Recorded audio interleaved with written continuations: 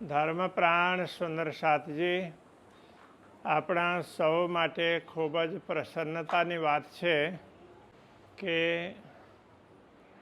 આપણા ખૂબ લાડીલા સદગુરુ મહારાજની જાગણીમાં જેમનું મહત્વપૂર્ણ સ્થાન છે એવા કરુણા સખી શ્રી જયરામભાઈ કંસારા, તેઓએ મહામતી શ્રી પ્રાણનાથજી આજથી 360 વર્ષ પહેલાં જ્યારે દીવમાં પહેલી વખત પધાર્યા અને એમને પરમધામનું સ્મરણ કરાવ્યું, આત્માની સમજ આપી, જાતિ સ્મરણ એટલે એને જાતને સમજાવી કે તમે દુનિયાના સામાન્ય વ્યક્તિ નથી, તમારું ઘર પરમધામ છે, એમ કરીને એમને આત્માનો અનુભવ કરાવ્યો. તો પછી તેઓએ પોતાનું નિવાસ સ્થાન ધર્મમાં મંદિર માટે અર્પિત કરેલ અને ત્યારે અહીં મંદિરની સ્થાપના થઈ. તો આજે 360 વર્ષ તો આ ઘટનાના થયા છે. દીવમાં વર્ષોથી મંદિર આપણે જાણીએ છીએ, થોડુંક જીર્ણ થયેલ. તો હમણાં 1.5 વર્ષથી કે આમાં નાનું મોટું કામ ચાલતું હતું.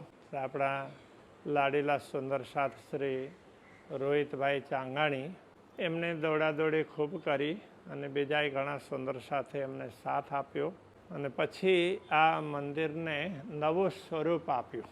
સ્વામી પ્રકાશાનંદજી મહારાજ એ તો હવે અહીં જ છે એટલે એમને તો મહેનત કરવી જ પડે. તો અહીં સરસ રીતે મંદિર અત્યારે તૈયાર થયું. તો કેટલાય દિવસથી અહીં ફરીથી રાજ્યની પોતાની જગ્યા ઉપર પૂજા પધરાવણી થાય, રાજ્યની પ્રતિષ્ઠા થાય, એની આપણે પ્રતીક્ષા કરતા હતા.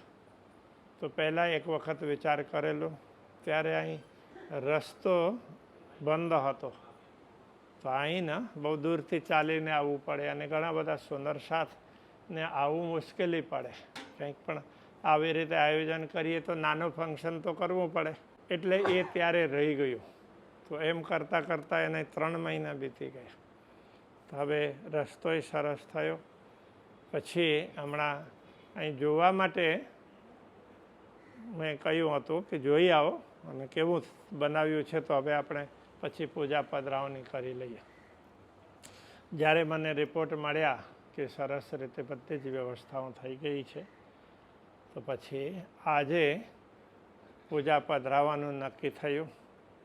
તો મનસુખભાઈએ પછી બધા મહિલા મંડળને સૂચના કરી. લક્ષ્મણદેવજી મહારાજને જ મેં કહ્યું હતું તમે જેને પણ તમને ખ્યાલ આવે બધાને સૂચના આપજો. તો એમને રોહિતભાઈને અને મનસુખભાઈને વાત કરી અને પછી મહિલા મંડળ અને બધું ગોઠવણી થઈ અને પ્રકાશાનંદજીએ પછી અલગ અલગ ગામડાઓમાં સૂચનાઓ આપી અને જે લોકો આવી શક્યા, પરમ દિવસે સાંજે તો નક્કી કરેલો. હા.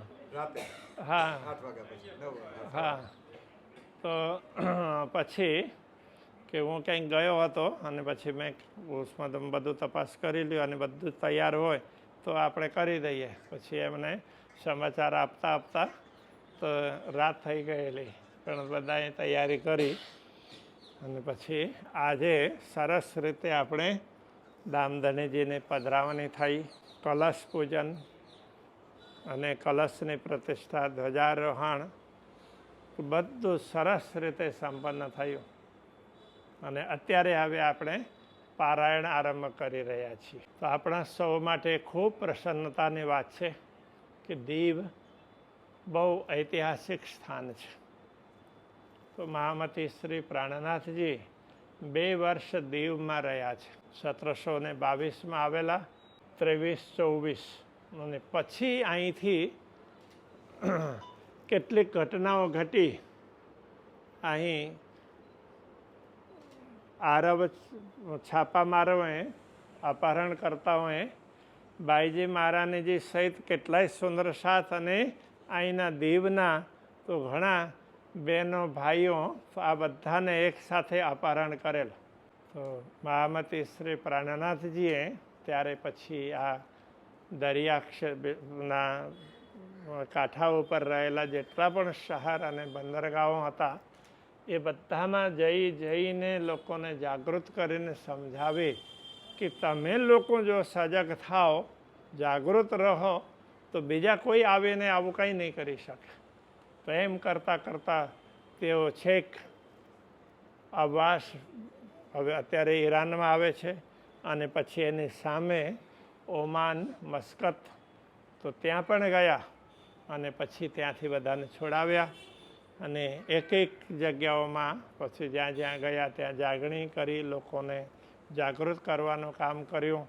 તો એ રીતે તે સમયના દૂષણને દૂર કરવા માટે મહામતી શ્રી પ્રાણનાથજીએ મોટી યાત્રા વિક્રમ સંવત 1734માં અહીંથી શરૂ કરી અને આ દરિયાના કાંઠાઓમાં બધી જગ્યાઓ ફરીને બધાને જાગૃત કર્યું.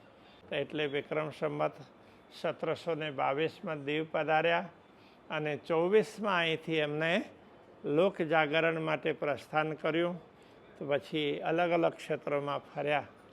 તો આ રીતે દીવનો એક ઇતિહાસ છે. શ્રી કૃષ્ણ કનૈયા લાલ કી જય. આનંદ કંદમ પ્રભુદેવ ચંદ્રમ વ્રજે સ્વરૂપેણ પુરાપિજાતમ પ્રવેશ્ય પ્રાપ્તમ પ્રિય પ્રાણનાથમ પરેશ પૂર્ણમ સતતમ નમામિ. બ્રહ્મા પ્રિયાજાગરણાય જાત સર્વસ્વપાતા ભવસિંધુ વિજ્ઞાનદાતા નિજ ધર્મ એકબંધો શરણં પ્રપદ્યે. કબંધો શરણં પ્રપદ્યે. શ્રી કૃષ્ણ કનૈયા. હવે શ્રી તારતમ મહામંત્રના જપ કરીએ અને પછી આરંભ કરીશું.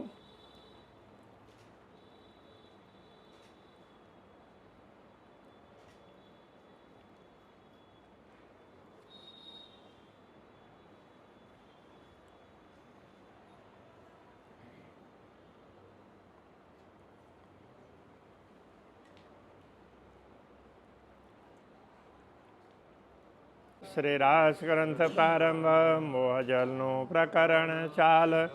હવે પહેલા મોહજલની કહું વાત, તે તાં દુઃખરૂપી ભાત, તેની કેટલી કહું વિખ્યાત. વિશ્વને લાગે જાણે બ્રાધ, માહે અગ્ન બલે અગાધ. તે તાં પીડે દુષ્ટને સાધ, નહીં અદખિણની સમાધ. કૃપા કરો છો અમજતણી, શિખામણ દેવો છો અતિ ગણી. આઈ નિસલેવો છો અમારી સાર, તો મોહજલ ઉતરશું પાર. એ માયા છે અતિ બલવંતી, રૂપની છે મૂલધણી થકી. મુનિજનને મનાવ્યા હાર, શિવ બ્રહ્માદિક નવલહે પાર. સુખ સનકાદિકને નવટલી, લક્ષ્મી નારાયણને ફરી વળી. વિષ્ણુ વૈકુંઠ લીધામાય, સાગર શિખર ન મૂક્યા. એ ઉપર હવે શું કહું, બીજા નામ તે કહેના લઉં.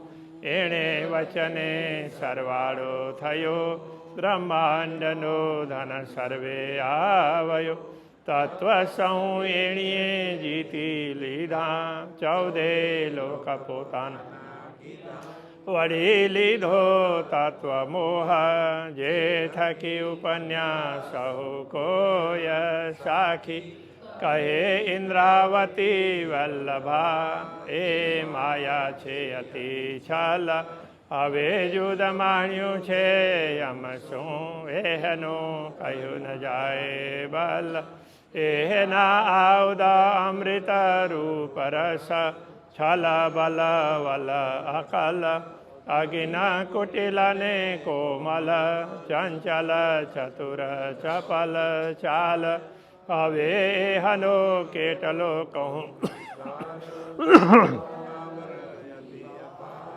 મોશું જુદ માણ્યું આસાધાર, જુદ કરે છે વારંવાર, એને લાગ્યો કોઈ એવો ખાર, મારો કેળના મૂકે મેં બાંધ્યા સામાંથી હાર, તો જાણ્યું જો પેન એણે સમય જે અમમાં બીતી, કેટલી કહું તે ફજીતી, મેં તો રૂડી રીતે ગ્રહીતી, પણ મુને લીધી જીતી, બાએ ગ્રહી લઈ નિશરી, મેં 3 જુદ કીધા ફરી ફરી, પછે ગતમત મારી હરી, લઈ વશ પોતાને તમે અનેક શિખામણ કહી, પણ બરમાળે મેં કાંઈ નવ ગ્રહી, મોશું એવી તો હજ થઈ, જો વાણી તમારી મેં નવ લઈ, તમે પેરે પેરે સમજાવી, મુને તો હે બુધના આપ, જુગતે કરીને જગાવી, લઈ તાર તમે અંતર્ગતે દીધા દ્રષ્ટાંત, ત્યારે ભાગી મારા મનની ભ્રાંત, હવે તમે આવ્યા એકાંત, સંસાર દશા થઈ શાંત, યારે ધની ધનવટ કરે, ત્યારે વલવૈરે ના હરે, વળી ગયા કામ શરાળે ચડે, મન ચિત વ્યાકારજ, મન ચિત વ્યાકારજ સરે. તો સભે બધા પોતપોતાના પાઠ આગળ વધારે. પ્રણામ.